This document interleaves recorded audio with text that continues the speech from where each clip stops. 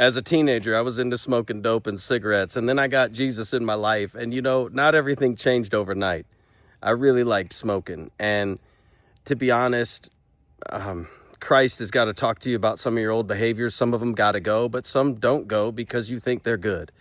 So what I told myself was, there's some things that are outright sinful, and then some things that are just unwise. So I considered it foolishness. So, saved at 17. So, all the way up to about 35, and I had 5 kids, right? So, I'd smoke about a pack a year, usually when I'm on a hunting trip.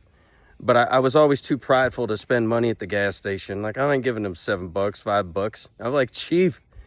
And I ain't going to ask somebody because I don't want them to feel convicted. So, it's just a silly little habit. And I kept telling myself it's foolish. But you know what? I don't want to live like that. And then guess what? I became an oncology nurse, cancer.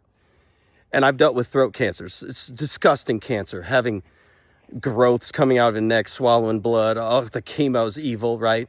And throat cancer to a lot of smokers. So I really felt like God said, it's time to not do this anymore. It's time to quit hiding it from your children. My wife knew it. She'd be mad at me, but it was so childish, man. Like, if I ever did, it's like, wash my mouth out, wash my hands, try to hide it. Just like a straight up drug addict, hiding my sin, right? So I've defeated that temptation. It's gone.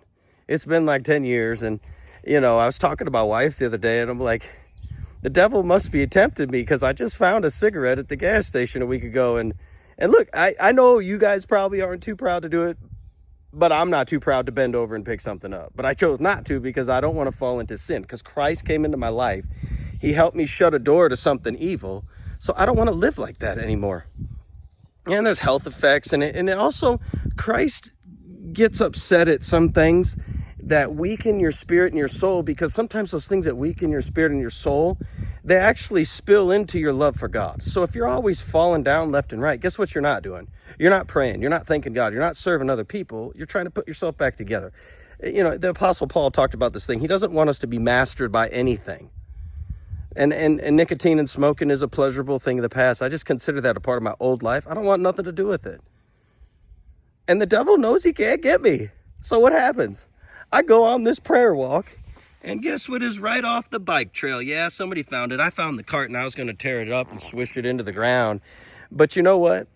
This great temptation, this little sneaky one, away from everybody, I didn't have to buy it. I could hide it from my wife and be a liar.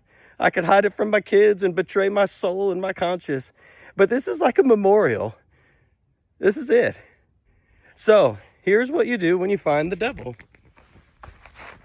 Yeah, baby, we're going to feed you for plant food.